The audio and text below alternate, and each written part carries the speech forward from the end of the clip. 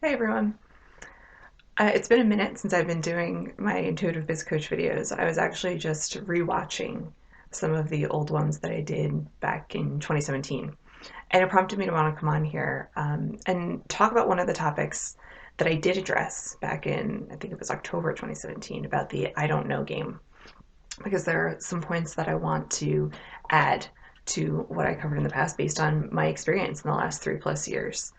Um, So this I don't know game is really just that, a game. It's this thing of fooling yourself into thinking that you just don't know what it is that you desire, which is impossible.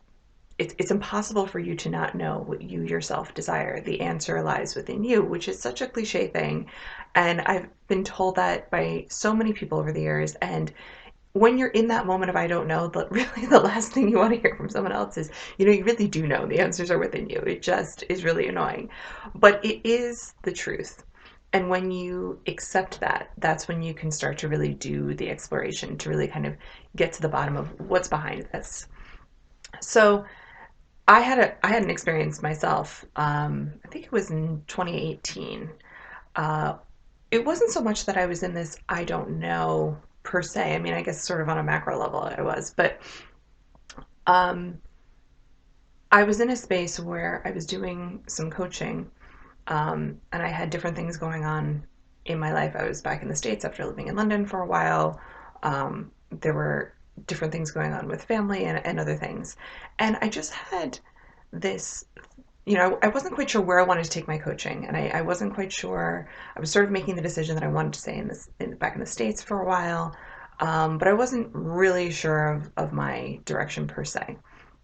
Um, and I just had this thought one day as I was driving of like, I have a lot of free time at the moment. I have different obligations where, I have my different clients booked in and I have different things that I need to do for family and other things right now.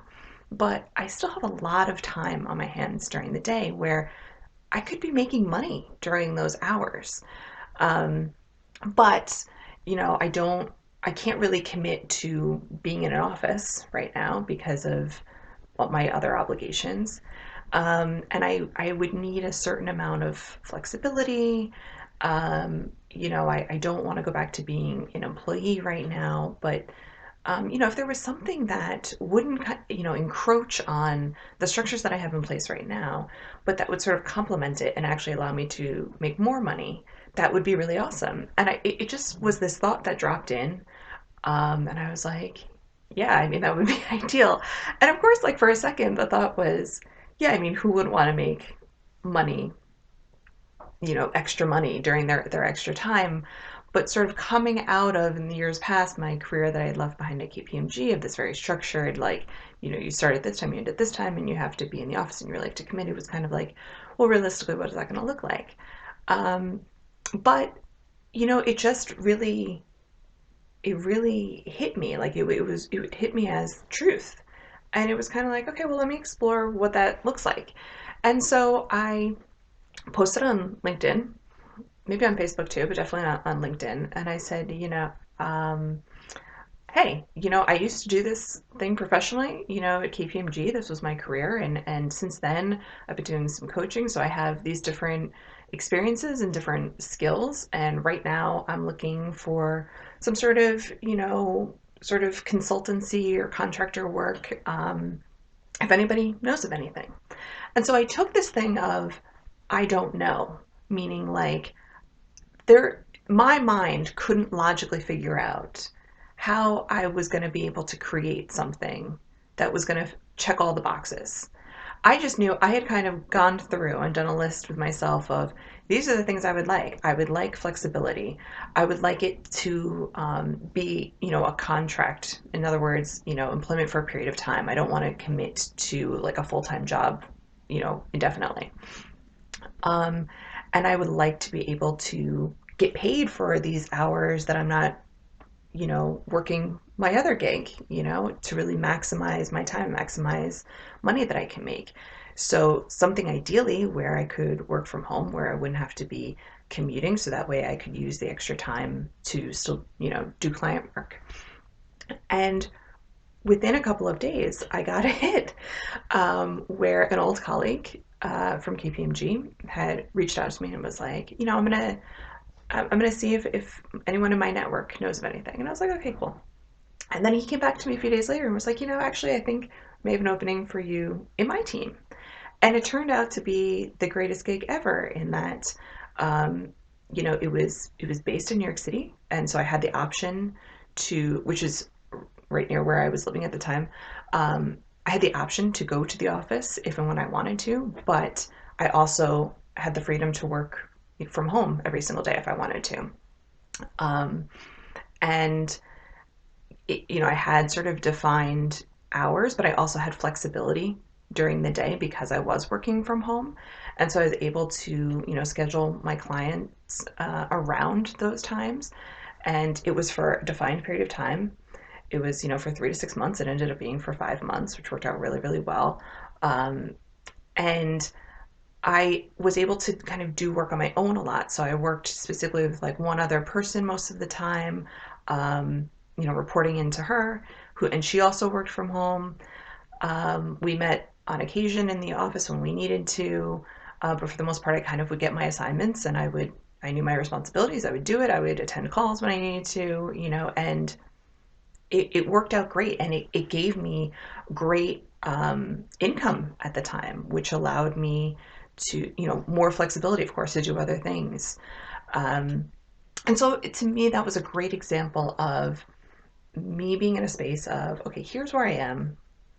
I don't know exactly where I'm going, but I've had this idea of wouldn't it be nice if. So in other words, I had identified a desire, but the desire wasn't super defined of, and this is exactly what it's going to look like, which it very rarely is. And even when it is, sometimes it doesn't end up being, exactly as you imagine it.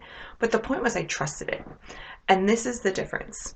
The whole I don't know is this game, and it convinces us that we need more information, we need more evidence, more proof, we need certainty before we can act. So I had the choice in that instance where I could have said, I'm kind of doing okay with coaching. I don't really have an idea yet of everything else. I'm going to wait, a bit longer for more information, see how this goes, see if I get any more certainty myself as to, if I get any more clarity about this, as opposed to, I had an intuitive hit of, wouldn't it be nice if I got paid for all this other time that I'm available? And I went with it. I didn't wait for more information to fall in. I just put it out there.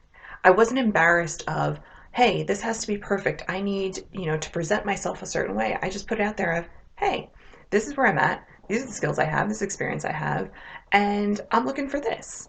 Without knowing exactly what this is, allowing the space, allowing for the magic to happen, because the thing that came to me is something far beyond what I could have imagined.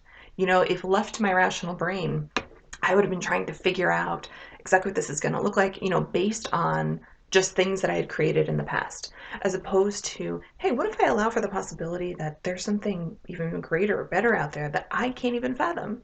And so I'm just going to follow the intuitive hits and see what comes. And that's exactly what happened. And it was fantastic.